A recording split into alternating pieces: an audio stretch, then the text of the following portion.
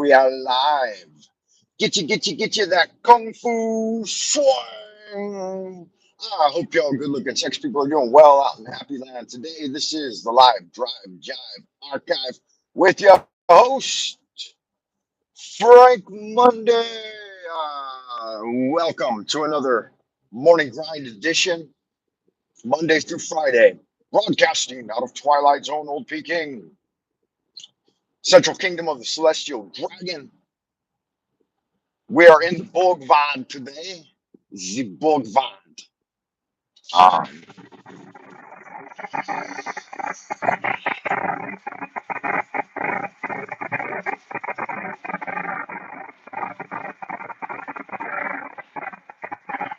yeah, puffing on a JP Farrell. This is the vehicle my wife likes to think is hers, but it's actually mine.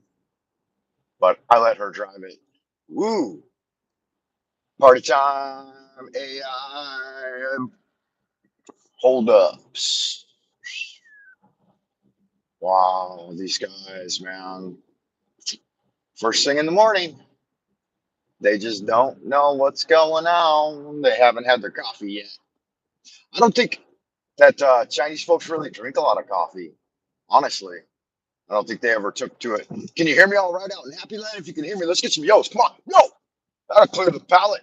That's the way to start the show off right. Yeah, was watching a little Canadian Prepper the other day. I don't know if you guys ever watched Canadian Prepper, but sometimes I listen to him for the thrill of the fear mongering. And then I saw that Miss Mary Moon out in New Scotland had posted a new video. So I jumped over there and she was talking about the coming transformation in society according to astrological influences. Hey, it looks like Miss Mary Moon might just be out there in Happy Land. Speak of the devil. Welcome, Miss Mary Moon. Good to see you. Yes, that will put the lead in your pencil if you give me the yos. Come on, let's get them yos. Yo, yo, yo, yo. Keep rolling with the punches, guys.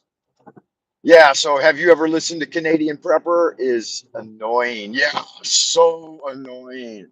Just constantly pounding the drum of war. He's really hoping for it. He's kind of got all his chips riding on World War III. That's kind of that's his jam, man. Chicken Little. The sky is falling. The sky is falling. The sky is falling. Everyone run for cover. I've got these I've got these freeze dried foods all stored up.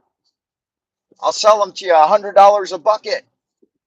And it always baffles me because he's Canadian, and as are some folks up in the New Scotland region. But the Canadians don't participate in any kind of combat operations, do they? So it's like he's pounding that war drum, and it's like, why are you trying to cheer on the U.S. engaging in more military operations? Come on, man. The Europe has got very little to do with North America. Dude, what's up? Why are you staying in the fucking middle of the lane? Jesus Christ, man. Come on. Get with the picture. That guy was a bit annoying, man. He was taking his half out of the middle. I don't know why folks do that. I don't know why they do that. Why don't they get on about the way? Bitch said, get on about the way. I said, move your big old happy ass out my way, biatch, because I'm coming through, and I'm moving, and I'm grooving, and I'm jamming to the tune. Yeah. Professor Hamamoto is kind of fun to listen to. If you guys made your way over to Professor Hamamoto and subbed him and said, hey, Frank Monday sent me over here. He really wants to be a call-in on your show. I think that would rocket me to success if he could, if I could express some of my eloquence over there on his program. And I'd like some of you guys to be on my show too. I think that's the way of the future is kind of like live Zoom meetings between people who want to talk about interesting things. I think that would be the way to go. I don't like the position of the camera mount today. It's kind of making me look like a dried up cat turd. So that's kind of a bummer. But I can't read either because I'm on the super highway. But Mary, I feel you. I see you. I send my love to you, Miss Mary Moon. I like what you've been doing with the house. I like the little, was that an angel or a crow that you painted up and put on the shed door? Looked like it might have been a eagle or an angel or a crow. And then when you freed the bunnies, that's good. You got to keep your bunnies free, right? I remember when I was a boy, I went to visit my grandmother, my maternal grandmother in the countryside, an old, hoary, and witch haunted Tennessee Valley. And she kept bunnies in a big cage on the side of her shed. And she bred the bunnies for meat. She would eat the bunnies. Yeah, Mr. Professor Hamamoto is absolutely roboto. But she bred those bunnies, and I'll tell you about a story. Me and my brother, there was a baby bunny, and it was running around in the yard, and it was so cute. It was a little white bunny. And then one of grandma's cats, a country cat, that thing leapt out of nowhere and grabbed that bunny by the scruff of its neck and ran off with it under the house, I think. And my brother's like, Grandma, Grandma, the cat got the bunny. And grandma's like, yeah, that's what cats will do. They'll eat the bunny. And my brother was yelling and crying, and he's like, oh no, he's killing the bunny, he's killing the bunny. And you could hear the bunny squeaking under the house. It was such a traumatizing event for my brother. For me, I was like, wow, kitty, kitty, kitty gonna eat the bunny. And I thought it was kind of cool. But my brother was so traumatized by that. And he's like a year and a half older than me. I think I was probably five or six, and he was 6 or 7, something like that. And yeah, the cat ate the bunny. And from then on, I knew that it was a dog eat dog world out there, or a, a country cat eat bunny world out there. And so you got to watch it if you're a bunny. So bunny people, we gotta have each other's backs. Gotta have your ears perked up, both little beady eyes, looking around, and watch out for those feline predators, man, because they will get you by the scruff of the neck and pull you into a dark, shadowy alcove and break your neck. Whew, that's a lot. There should be a trigger warning on this video, huh? For people that are too sensitive, like my brother. He's a beloved soul to really to feel so deeply for that poor little bunny.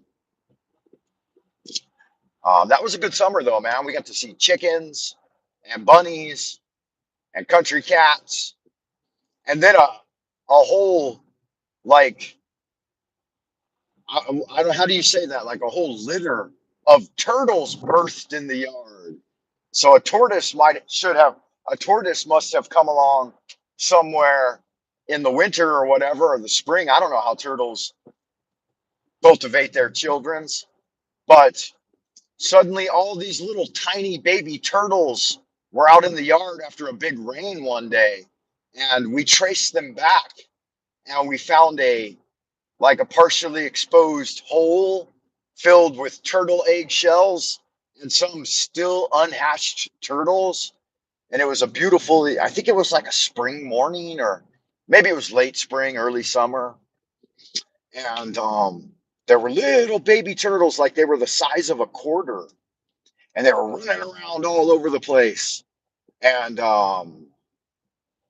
what was the situation there? And we got to sit there and watch them crack out of their turtle shells. I mean, what a dynamite experience for city children too. We were city folk, you know. We didn't know nothing about all that country stuff. And so that was my very first experience of being in the countryside. It left a good impression on me. Nobody else liked it though. Um, all four kids. She had four children at the time, from the city to the country to visit her mother and see what a homestead looked like, how life on the country was lived. And wow, merging out onto the regular road here. I'm off the highway, guys. I paid my toll. Since I'm in the wife's car, I have the electronic toll card. You're only allowed to have one per family or something. Yeah, so the turtles and country life. Good stuff. I long for the country, man. That was my first experience with country. I got bit on the neck by a horsefly. There was a giant horsefly, many giant horseflies flying around the yard, but one zipped by and whack hit me in the back of the neck. And I'm like, what? It just took like a chunk of flesh out of my neck. And I reached back there and felt it. And like it literally bit a chunk of flesh off of my neck. And I was bleeding. And still, that didn't deter me. When I squared off with those hornets or horseflies or whatever, I would just smack them out of the air. And from then on out, I always smacked um, any type of apex insect. If it tried to launch at me, I would just smack it right out of the air, man. And that's why a hat comes in handy. I noticed country boys. I learned a lot from the country boys: how to chew tobacco, ride motorcycles, how to trick somebody into getting kicked by a horse if you didn't like them. They tried to do that to me. Um, how to throw horseshoes, right? How to play horseshoes. What else? How to fire a rifle. Um, they carry a rifle and a pistol in their car. I thought it was pretty cool. What else did I learn from those country boys? Lots of good stuff. Ball cap's real important. Keeps the sun out of your eyes. Keeps the bugs from trying to get in your hair. Yeah, little fuckers. From then on out, man, I was the enemy of the horsefly. And when I learned that Socrates considered himself to be a gadfly on the ass of society, I thought, that's my man right there. I can understand that. I know what a gadfly will do. It'll bite you on the back of the fucking neck. And so there's some shit out in the country you got to look out for. Snakes. My grandma squared off with a chicken snake one time that was in her chicken coop trying to eat her goddamn chickens. And she said they would eat eggs. She said they're egg eaters. They'll sneak in and eat the eggs. She got out her shotgun, and it took her about 15 rounds from the shotgun to shoot that snake, and she never did hit it. She fired and fired and fired and never hit that snake. And she finally put down the shotgun and picked up a shovel and went over and chopped its head off. Because she was such a poor shot, her vision wasn't very good, I guess. But she had a double barrel shotgun, and it was so funny to see like a 4'9" little woman. I mean, she seemed giant to me because I was a child.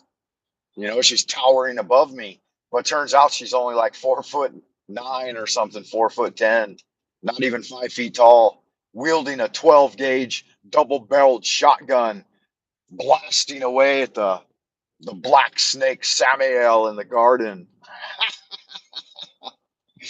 And she's like, well, I can't hit it with the shotgun. Go get me my shovel. It's in the shed. And so I ran over and grabbed the shovel. What are you going to do, Grandma? I'm going to chop its head off. And she finally chopped its head off. Jeff's here. Jeff, I've been looking for you. Good God, man. I sent you an email last night, bro. You've been missed, my brother. I am telling tales from the country. Meanwhile, back on the farm, Daisy's feeding the chickens with Grandpa. Yeah, so that summer, I don't remember what summer that was. It must have been like 1979 or something. My mom took her four children, minus my father. My dad didn't want to go. He didn't like the fucking sticks. He thought those country boys would try to murder him because he's a city boy. She took us out to the Tennessee Valley to visit the Appalachian Mountains. to visit her maternal grandmother, or my maternal grandmother, her mother. They called her Old Hen because her name was Henrietta. So everybody called her Hen. And she raised hens. She kept about, I don't know, maybe 100 chickens.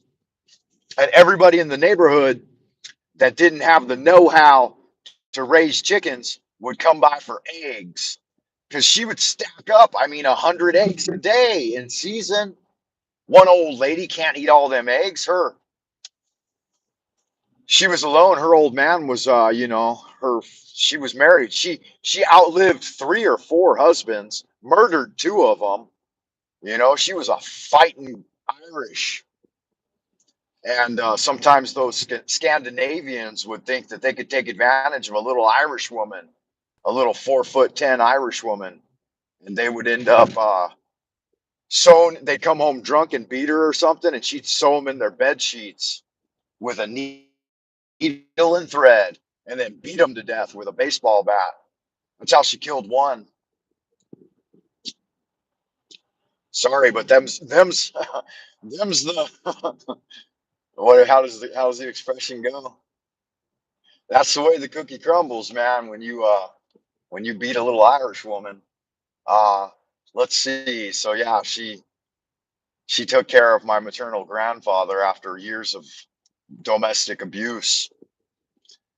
She endured it for a while though, from what I understand. Let's see though. Okay, so I went to visit. It was me and my brother, Michael, and then our 2 older sisters who were city girls, Los Angeles, and they went out there and they wanted to sunbathe, and so they got in their bikinis and were sunbathing on the top of the car. They threw their towels up on Grandma's old Buick. She had like a beast of a car, a Buick, and they threw their beach towels up there, and they're like, "We're gonna sunbathe in the country," and they got attacked by hornets and horse flies, and they were running around screaming, and they put coconut oil all over their bodies, and Grandma's like, "That's some sweet smelling oil.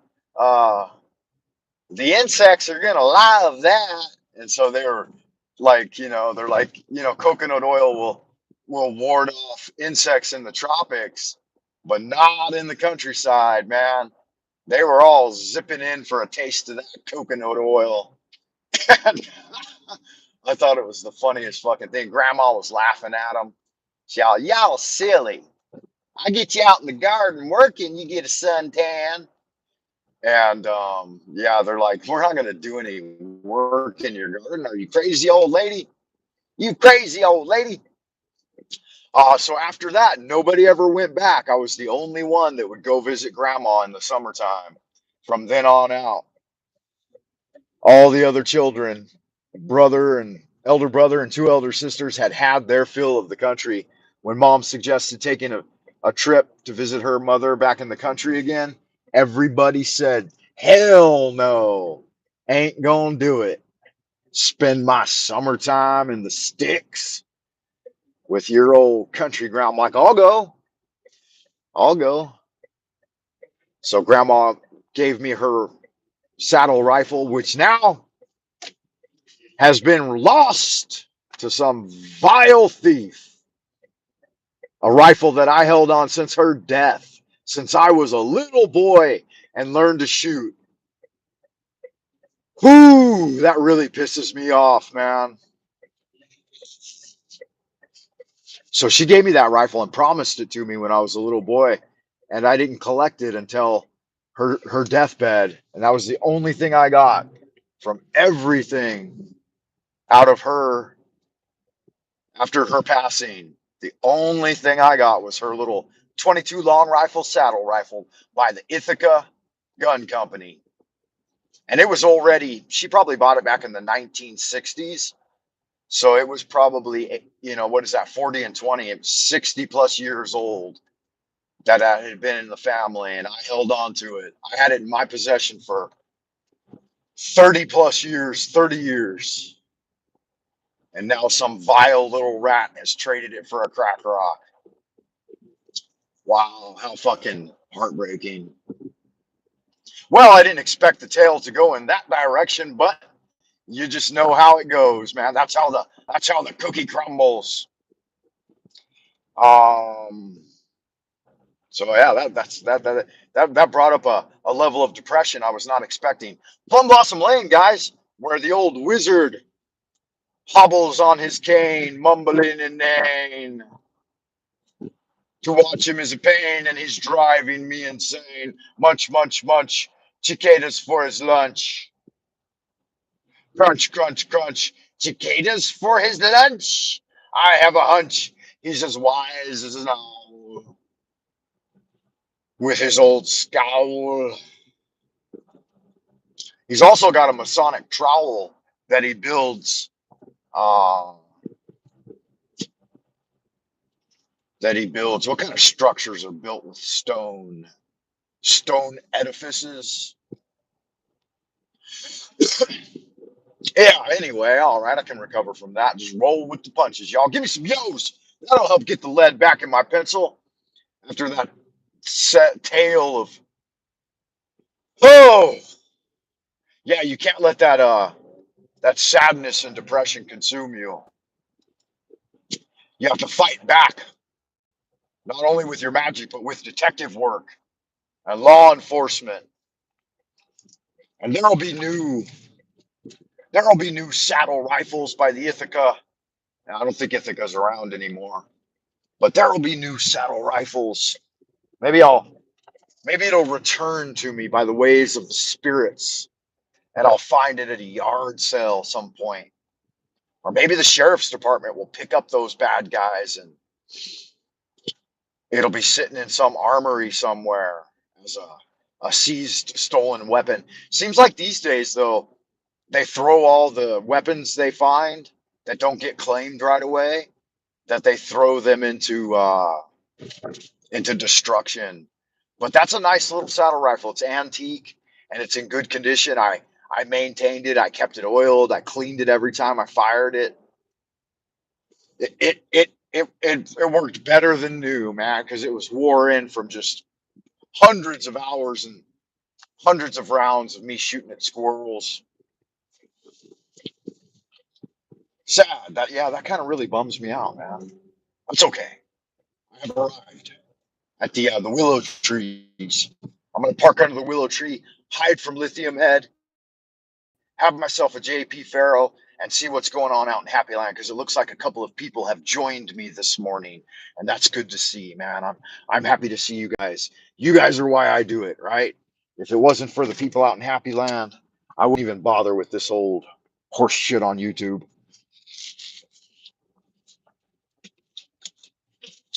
Here we are. And for some reason, oh, I didn't hit the AC button. I was wondering why my vehicle wasn't producing any cold air. I drove this whole time with just the autumn air.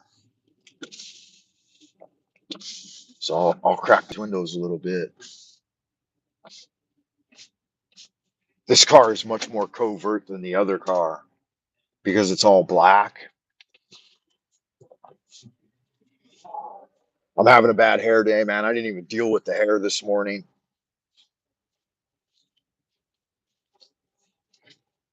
All right, yeah, Miss Mary Moon and Mr. Francis Monday. We got a couple of moon folk out here shooting shit in Happy Land. All right, so what's going on with Jeff, man? I couldn't read the chat. Monsieur Tiedrick, welcome back. How's everything? Yeah, good, Jeff. I appreciate your vote of confidence. He says that rifle will make its return to you, Frank. I know it. Yes, it is my rightful possession, my inheritance, and my birthright. Man, that was a gift from my maternal grandmother, and I had planned to pass it on to my grandson. I wasn't going to give it to my son. I was gonna shoot squirrels with my grandson. One day, I envisioned myself sitting up on that country porch, telling tales about old Henrietta back in the day of yore, and teaching my grandson to shoot squirrels out of the trees, and then frying up squirrel brains and chicken eggs, making scrambled eggs with squirrel brains. Man, that's what Grandma used to make. And he'd look at me like I was out of my fucking mind. No, he wouldn't, because I'd feed him squirrel brains. Now you guys know why I'm so squirrely because I grew up on scrambled eggs with squirrel brains. Um, I'm trying to read the chat, guys, so pardon me if I'm not as voiceriferous as I usually am. Meanwhile, back at the ranch, yeehaw, Miss Mary Moon says they're in trouble. I can yodel in German. Yeah, that would be nice to hear you yodel in German. You should do a video of yodeling in German. Yole, yole, yole, yole, hee hoo, yole, yole, yole, hee hoo. Yole, lo, lo, lo, lo, lo, lo, lo. I don't know how to yodel, man. I've I I think the only yodeling I've ever seen was on The Sound of Music, and it doesn't seem like they did a whole lot of yodeling. They mostly sang. Yes, that's why you should always have your rifle or pistol with you. I agree with that, Monsieur Tiedrick. We got foxes and coons and wolverines and stuff, but all's well. I'm ready to scare them away with my screech. Yeah, see, my mom's that way too. She wouldn't fire a rifle to save her life, and I don't get that because her mother would wield that rifle like old. What was that girl's name? Old Annie Oaks. Man, she was a real Annie Oaks.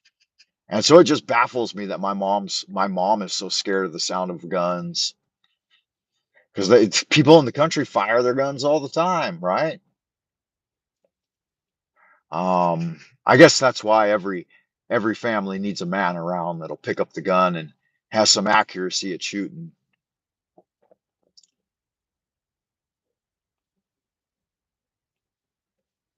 Frank, did you ever get your rifle and guns back, or was it? Nah, I never got nothing back, Jeff. Sadly, that's why when I was tailing that tale, I kind of went into a little bit of depression because I thought I had hidden those things good enough that the crack-headed vagabonds wouldn't find them.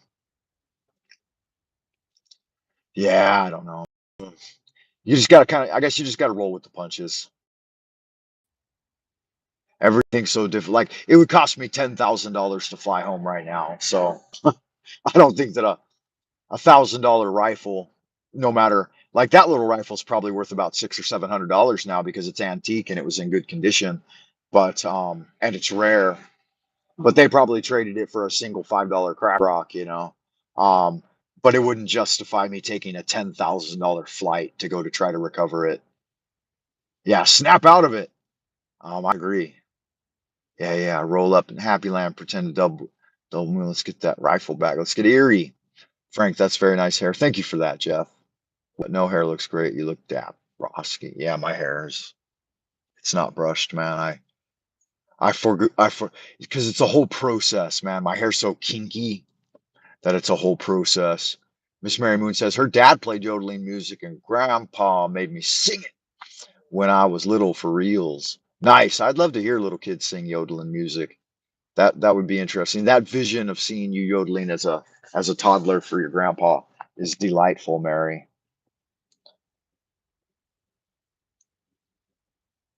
Yeah, I can imagine the struggle during the depression. Like my father was born during the depression, just prior to the depression. He was born in the 20s, 1920s, so 100 years ago. And it was so bad there in New York where he grew up that they were telling kids just to hit the road and join the Navy. So he joined the Navy at 15. Yep, I've got a cup of mud and a JP Farrell. Monsieur Tiedrick, I'm glad to see that you're back. I was seriously concerned about you, man, your well being, because I hadn't heard from you in so long. I wrote you an email last night. I tried to respond to some emails last night, but I didn't get around to all of them, man. I fell asleep at like 8:30, 9 o'clock. I just couldn't keep my eyes open anymore, man. And so it's Thursday. We're about 4 days through the week. I was just thinking today, God, man, it's gonna be tough getting through school today. And then I thought, well, it's just today and then tomorrow, and then I'm off. Then I can rest on the weekend. So I am definitely looking worn out. Yeah, Erie, like Link, not Erie, like Ireland, Ire, not Erie, like Lake Erie. Ireland. Um, from what I remember and from listening to folk singers like the Wolf Tones and the Dubliners and the Irish Rovers, they called it Ellis Isle, not Ellis Isle, the Emerald Isle. Did they say Irie? The Irie Isle? Is that what they call it? The Emerald Isle. I don't know. It doesn't seem like I've heard them say it that much. Ireland. They just say Ireland. Old Jamaicans know where. Yeah, I've heard that. That's right. I agree with that. That would be nice. It's all an entire field of plants growing. When I was on vacation, I took some pictures and even took a video and put it up here on YouTube. I thought it was pretty clever. And in my neighborhood, and in this neighborhood, I've wandered through the parks and the backwoods areas, and I've seen a lot growing wild, but the quality's quite poor. So, how would I know that, right? So,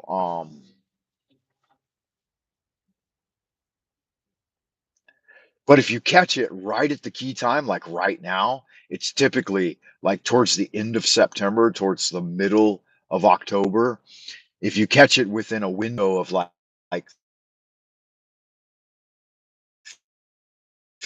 3 or 4 days when it, you don't want it when it's still too much of a flower, but as soon as it starts to shoot out, die. So if you catch them right before they start shooting, like right when they just start to shoot out the hydrocannabinol resins into the flower, and like I think they say something like 70% of the flower, what are those called?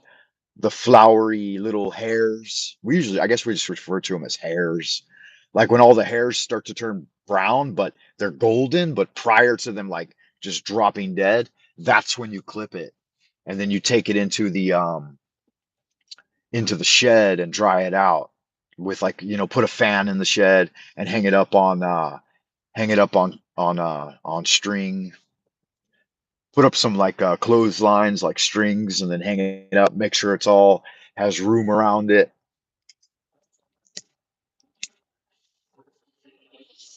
But you guys know all that. Like in America, I don't know about Canada, but since it's in America, you guys know the situation in the USA, the United States of America.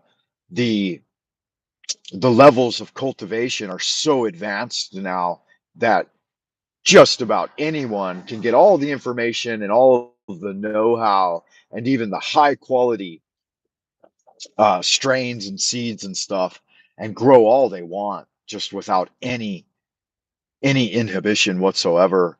And I've always wondered how gardeners get it to turn out so perfect. And it has a lot to do with the having good seed to start off with and then decent soil and stuff. But really, if you've got powerful genetics, really good seed, then even if it's in shit conditions, it'll still turn out good. But if you've got shit seed, even in the best conditions, it still turns into shit. So, uh,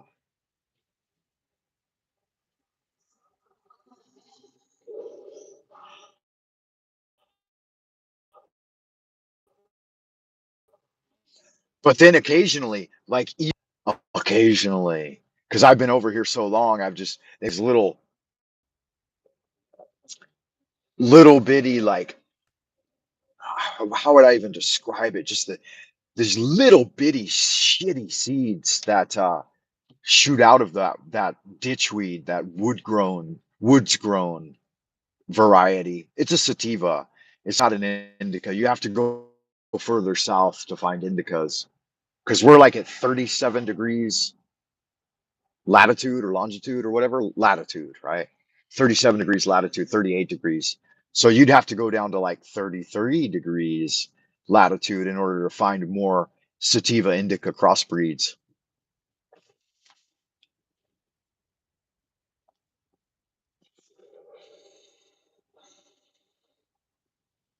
No, she says I did it before kids were growing up. They will not tell me not to grow a plant. Keep reading. Yeah, but now we can grow outside here. Yeah, that's good. We grew weed inside for my children's whole lives. You can also plant cut on moon phases. Yeah, I would imagine. Yeah, it has a lot to do with the moon phases. That is true and important, Mary. I've paid careful attention to try to figure out when the flowers, like under what moon phase the flowers will come to fruition. And I have sensitivity to it, but I don't know exactly. But I know that there's like a window of like 3 to 5 days when it's the perfect time to harvest just the stuff that grows wild. And it has to do with so much going on. Like how much, what was the direction and how much sunlight was pointing at it?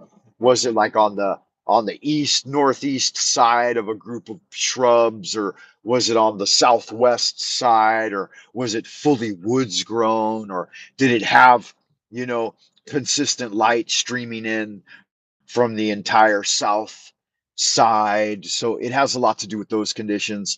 Was there water nearby? Was it open to wind, or were there walls blocking the wind? How did the year go?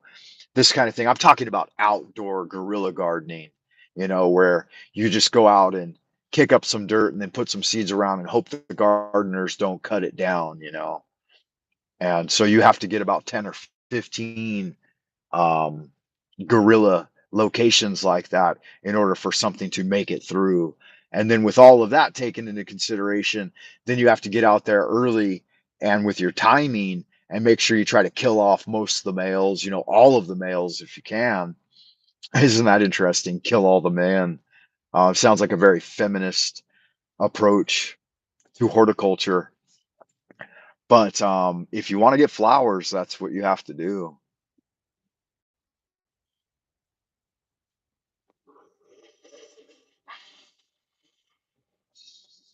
And then, like I said, you could do that for 20 years. And in that 20 years, maybe you'll once or twice, you'll see decent flowers bloom and catch them at the right time. Other than that, you just don't fucking worry about it. And imagine the amount of getting up at 4 a.m. that requires to get your covert gardening done before anybody else opens their eyes. And when anybody that's been up that late is, too drunk to see straight, and then it's before the kung fu guys start getting up because they get up before dawn here in Beijing. All ages, kung fu guys from their 30s all the way up to their 80s start getting up at sunrise to go to the parks and practice kung fu, and then they'll stay out there in the courtyards for several hours from like sunrise to I don't know, just before noon. And then they'll all go home and sleep for a couple of hours and then come back out for an evening session of Kung Fu practice. How are we doing for time? Damn, I thought I was earlier than that, man. We've already pretty much run out of time um for this morning's live drive Jive archive. I'm glad to see that you're doing well. Jeff, what happened to you for the last 3 or 4 days, man? You had disappeared.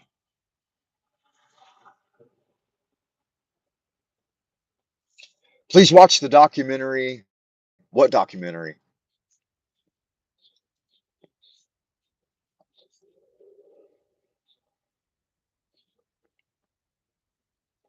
What documentary? Brave Mary Kay, her shoes are one of the children took to me. Dang, Frank. Yeah, it's time for me to roll on out the door. Dang, what are you saying, dang about? You got to go right into your blunt. You got right into your blunt.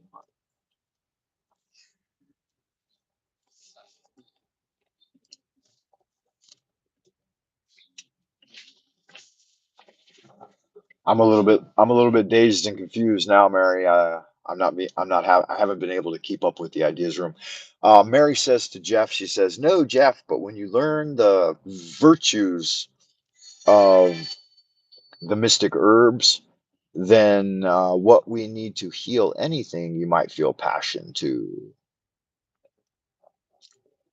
I think Jeff is being playful, Mary, and I think he knows that he's just being playful. He knows better. Yeah, guys, thanks for joining me. It's good to see all of you. We have run out of time. Let's see if I can remember everything that's going on. It's the equinox today. Good God, man, I hadn't even thought about it. Um, yeah, I wish I was smoking a doobie, right?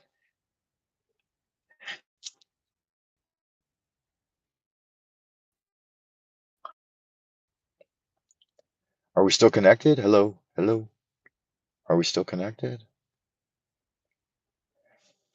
Are we still connected? It looks like YouTube disconnected me early. So I lost everyone. Okay, that's the way it goes. I believe it's the 57th day of uh the 100-day magical challenge. And do good magic, guys. It's our lunar cycle. It's the 28th day of the 8th lunar month.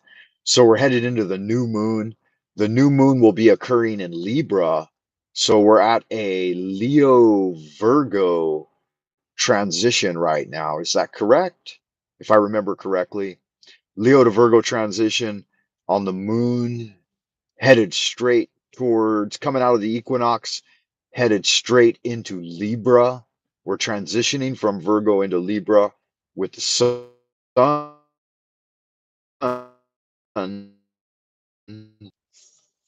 Fucking YouTube, man. It keeps cutting my feed. All right. It kicked me out, but now you're back.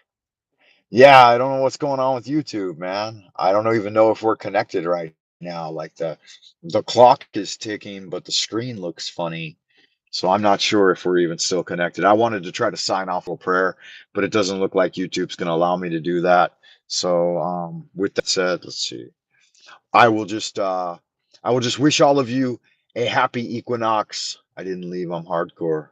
Good. Thank you, Miss Mary Moon. It's good to see you still out there. I've got to run. I've got to go have my breakfast and get to the office and do all of the dated workaday things that an English teacher does. Good to see you. Thanks for checking in. Yes, Moon is in Leo, transitioning into Virgo. We've got a Virgo to Libra transition coming up with the moon, a new moon in Libra, and then the sun moving from Virgo into Libra. Is that correct? Have I got everything accurate?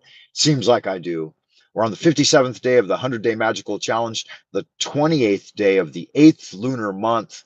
And so, wow, it's really feels like it's bringing everything to a close for the summer season, right?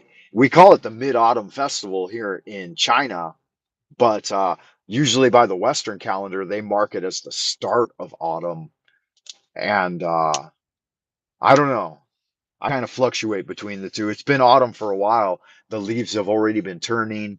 The evenings have gotten cool and it's gotten dry and so on and so forth.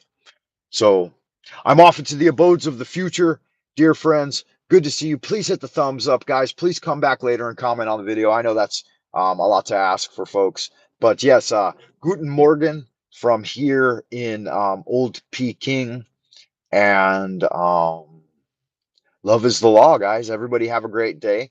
Do good magic. Ad Astra as we rise into the abodes of another day. Until then, bye for now. Damn it, Chris just got here. Hi, Chris. I'm signing off, man. I gotta run. I've got office stuff to do. Good seeing you though. Everybody have a great equinox. Love, well-being, and good wishes to everyone on this beloved equinox of the gods.